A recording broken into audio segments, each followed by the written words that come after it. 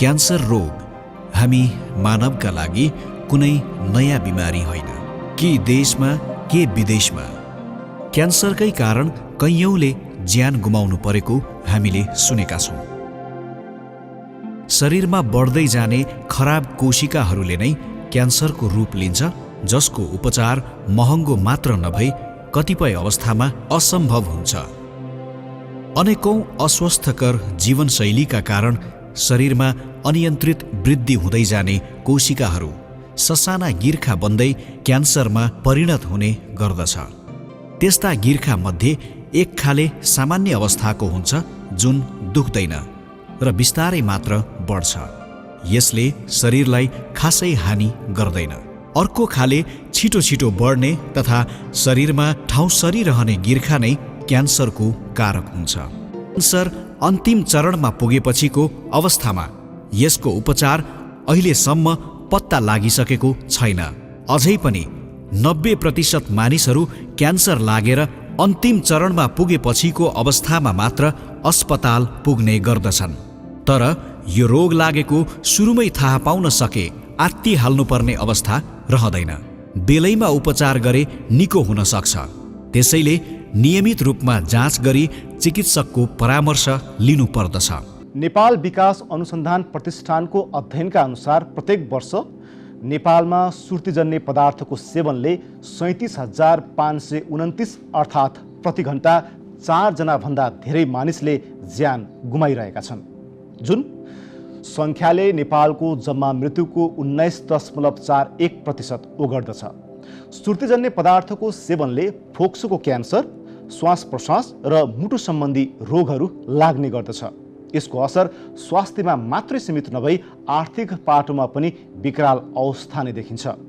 नेपालमा सन् 2020मा मात्र चुरोट सेवनका कारण निम्तने रोगहरूको उपचारका लागि प्रत्यक्ष र अप्रत्यक्ष खर्च, रोगीहरूको उत्पादकत्वमा आएको ह्रास र असामयिक मृत्यु समेतलाई जोड्दा वर्षेनी करिब 40 अर्ब अर्थात् कुल ग्राहस्थ उत्पादनको 1.04% रुपैयाँको आर्थिक क्षति भएको देखिन्छ। तर आर्थिक वर्ष 2020 र 21मा चुरोट र बिडीबाट सङ्कलन भएको राजस्वको राशि भने 20.39 अर्ब मात्रै छ।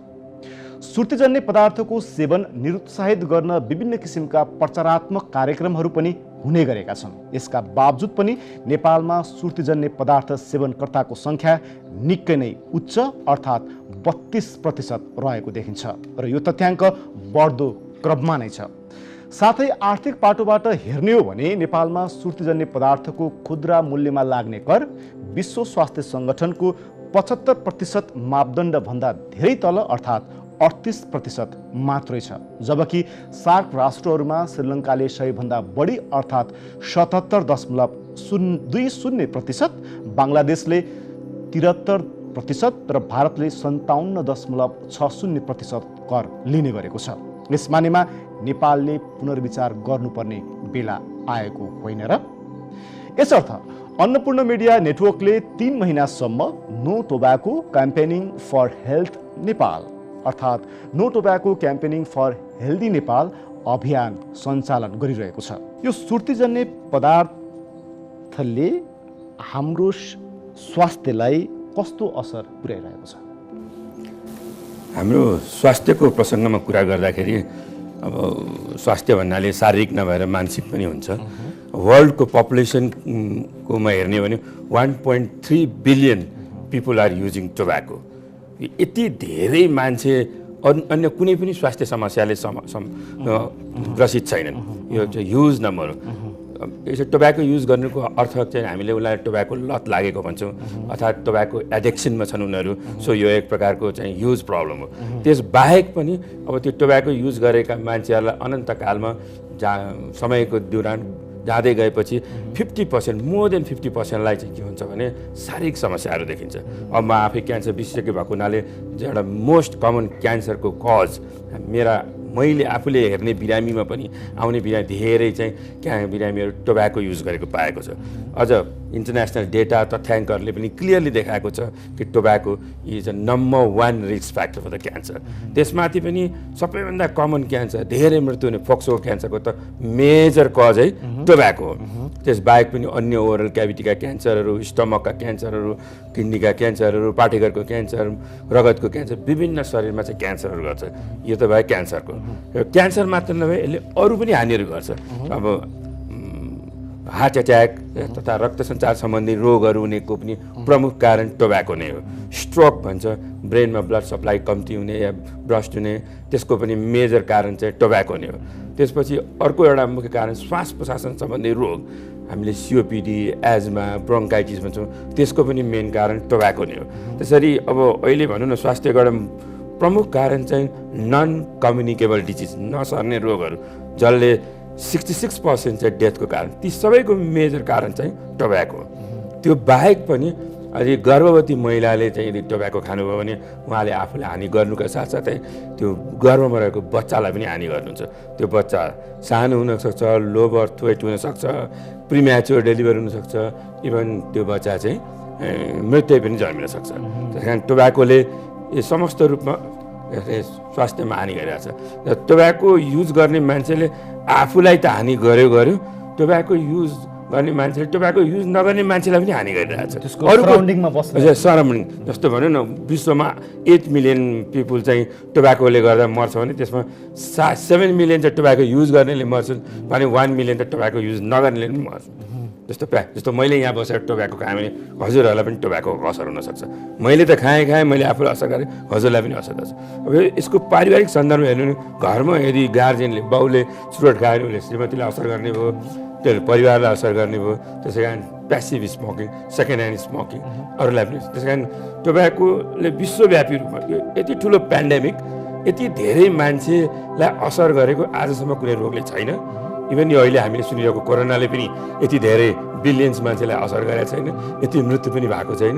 सबै देशमा भएको धेरैभन्दा मान्छेलाई असर गरेको स्वास्थ्यको the biggest health problem in the world is the tobacco. Nepal विकास अनुसन्धान प्रतिष्ठानले विगत 3 वर्षदेखि सुर्तीजन्य पदार्थमा अध्ययन अनुसन्धान गर्दै आएको छ। अध्ययन अनुसन्धानको परिणाम अनुसार नेपालमा झन्डै वार्षिक 40 अर्ब बराबरको क्षति हुन्छ यसमा लाग्ने रोगहरूको लागि। त्यस्तै गरेर हरेक दिन 100 जनाभन्दा बढी मानिसले मृत्युवरण गर्छ। त्यस्तै गरेर सुर्तीजन्य पदार्थ नियन्त्रणको लागि राज्यले जुन एउटा प्राथमिकता दिनुपर्ने थियो त्यो प्राथमिकता पाउन सकेको छैन। त्यसै गरेर अर्को एउटा परिणाम भनेको चाहिँ संसारभर यो सुर्तीजन्य पदार्थ नियन्त्रणको लागि कर प्रणाली एकदमै प्रभावकारी संयन्त्रको रूपमा प्रयोग हुँदै आएको छ, तर नेपालमा यसलाई उपेक्षा गरिएको छ, बिल्कुल उपेक्षा गरिएको छ। उदाहरणको लागि विश्व स्वास्थ्य सङ्गठनले सुर्तीजन्य पदार्थमा कर 75% सिफारिस गरेको छ, तर नेपाल 38% कर मात्र तिर्ने देशमा पर्दछ। भारतले, छिमेकी मुलुक भारतले 57% कर तिर्छ। त्यस्तै गरेर पाकिस्तानले 60%, बङ्गलादेशले 73%, श्रीलङ्काले 77% कर राखेको छ। अब यो कर प्रणालीले एउटा वित्तीय सङ्कटलाई टार्नको लागि सहयोग गर्ने मात्रै होइन, यसले चाहिँ यसको सेवन गर्न र बन्द व्यापार गर्न हरेक कुराहरूको लागि नियन्त्रण गर्छ। अत यो हरेक नेपालले यसलाई सही सम्बोधन नगरेको कारण जसरी एउटा नेपाल टोब्याकोमय एउटा चाहिँ सेवनको हिसाबले नियन्त्रित छैन, पहुँच सजिलै पाइन्छ, मूल्य सस्तो छ, बन्द व्यापार पनि जटिलता छैन। यसरी टोब्याकोमय देशलाई रूपान्तरण गरेर हामीले एउटा टोब्याको नियन्त्रित राज्यको रूपमा हामीले पहिचान बनाउन अति जरुरी छ। त्यसकारण अनि मात्र हामीले एउटा स्वस्थ समाज र समृद्धिको चाहिँ दिशा दिन सक्छौँ राज्यलाई, र युवाहरूलाई पनि यो टोब्याकोबाट जोगाउन एकदमै जरुरी छ। देशको लागि एउटा भविष्यको एउटा कर्णधार युवाहरू जुन एउटा टोब्याकोको लतमा फसेर एकदमै ठुलो क्षति देखिराखेको छौँ। अब यसलाई चाहिँ तुरुन्त हामीले नियन्त्रण नगरे चाहिँ हाम्रो एकदमै एउटा गाह्रो अवस्थाको हामीले देखेको छौँ अध्ययन अनुसन्धान अनुसार। विगतमा हामी कहाँ यहाँ उच्च स्तरीय कर प्रणाली सुधार आयोग भनेर गठन भएको थियो। त्यो कर प्रणाली सुधार आयोगले पनि हाम्रोमा टोब्याको प्रडक्टहरूमा कर कम छ, कर बढाउनुपर्छ भनेर सिफारिस गरेको छ। 2/3 बजारमा पाइने खुद्रा मूल्यको चुरोट खैनी सुर्तीहरूको खुद्रा मूल्यको 2/3 अंश कर हुनुपर्छ र 1/3 त्यसको लागत हुनुपर्छ भनेर सिफारिस गरेको छ। त्यही रेसियोमा सरकारले कर बढायो भनेदेखि सरकारको राजस्व पनि बढ्ने, जनताको स्वास्थ्य पनि सुधार हुने, अनि जनताको खर्च स्वास्थ्यको लागि खर्च अनावश्यक खर्च पनि नहुने र त्यही कारणले मान्छे गरिबीमा परिणत हुन्छ, त्यो गरिबीमा परिणत पनि नहुने हुन्छ। त्यो कारणले अहिलेको यो खास गरेर टोब्याको प्रोडक्टमा सरकारले कर वृद्धि गर्नुपर्छ। हामी यही भन्न चाहन्छौँ र हाम्रो भनाइ पनि यही छ र विगतदेखि नै हामी यही कुरामा लागिरहेछौँ। यो विषयमा अरू थप छलफल गर्न आवश्यक छ भने हामी छलफल गर्न तयार छौँ। नेपाल सरकारले हाम्रो देशलाई पनि धुम्रपान निषेधित राष्ट्र घोषणा गर्न सक्नुपर्दछ। जस्तै हाम्रो छिमेकी राष्ट्र भुटान अहिले धुम्रपान रहित राष्ट्र बनिसकेको छ र हामीले यी धुम्रपानबाट फाइदा भन्दा पनि बढी बेफाइदा हुने भएको हुनाले यसलाई निरुत्साहित गर्नको लागि हामीले सार्वजनिक स्थानहरूमा धुम्रपान पूर्ण रूपमा निषेधित गर्ने र यसलाई कहिले पनि प्रायोजनमा कुनै पनि खेलकुदमा अथवा कुनै पनि ठाउँमा चाहिँ प्रायोजन गर्न नदिने, यसका ब्यानरहरू राख्न नदिने, यसलाई चाहिँ हामीले निरुत्साहित गर्नुपर्दछ र अझ सकेसम्म यसलाई हामीले पाठ्यक्रममा नै यो धुम्रपानबाट हुने हानिहरूको बारेमा हामीले सानैबाट सचेत गर्न सिकायो रहेछ भनेदेखि हामी भावी पुस्तालाई चाहिँ पूर्ण रूपमा धुम्रपान निषेधित बनाउन सक्दछौँ। नमस्कार, म कलाकार मधुसूदन पाठक।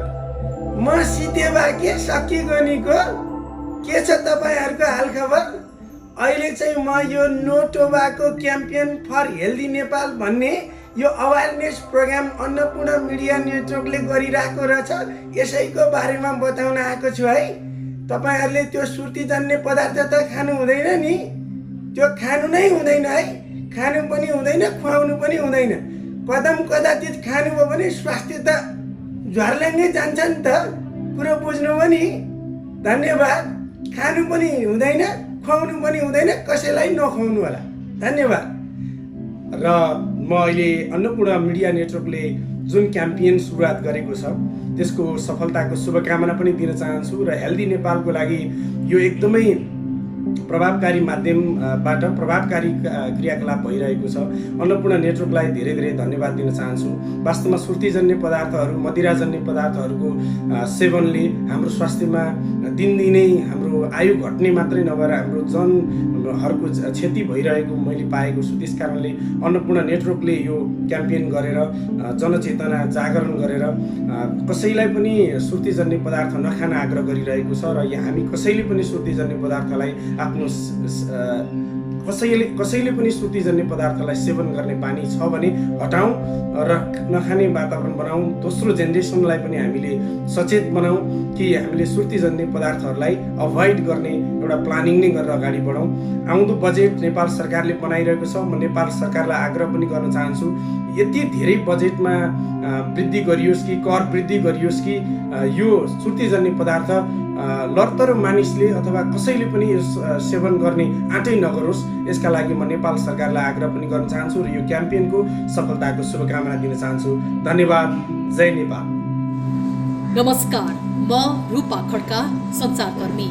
अन्नपूर्ण मिडिया नेटवर्कको स्वस्थ नेपालको लागि सुर्तीजन्य पदार्थ निरुत्साहित गरौँ अभियानको म समर्थन गर्छु र अर्थ मन्त्रालयले पेश गर्ने आर्थिक वर्ष 2078-79 को बजेटमा सुर्तीजन्य पदार्थको कर वृद्धिका लागि म आग्रह गर्दछु। धन्यवाद। नमस्कार, म सञ्चारकर्मी सबिका श्रेष्ठ। अन्नपूर्ण मिडिया नेटवर्कले विभिन्न सचेतनामूलक अभियान गर्दै समयानुकूल समाज परिवर्तनमा टेवा पुर्याउने गरेको छ। सोही अनुरूप अन्नपूर्ण मिडिया नेटवर्कको स्वस्थ नेपालको लागि सुर्तीजन्य पदार्थ निरुत्साहित गरौँ भन्ने अभियानमा मेरो समर्थन छ र म अर्थ मन्त्रालयले पेश गर्ने आर्थिक वर्ष 2078-79 को बजेटमा सुर्तीजन्य पदार्थमा कर वृद्धि गर्नलाई पनि आग्रह गर्दछु। धन्यवाद। नमस्ते, म Chiranjeevi Neupane, unity for sustainability program manager. यस अन्नपूर्ण मिडिया नेटवर्कले स्वस्थ नेपालको लागि सुर्तीजन्य पदार्थ निरुत्साहित गरौँ अभियानको म समर्थन गर्दछु र हालै अर्थ मन्त्रालयले पेश गर्न लागेको 2078-79 सालको बजेटमा यस सुर्तीजन्य पदार्थमा कर वृद्धिको लागि पनि आग्रह गर्दछु। I support no tobacco campaign for healthy Nepal. I support no tobacco campaign for healthy Nepal. I support no tobacco campaign for healthy Nepal. I support no tobacco campaign for healthy Nepal. I support no tobacco campaign for healthy Nepal. We support no tobacco campaign for healthy Nepal.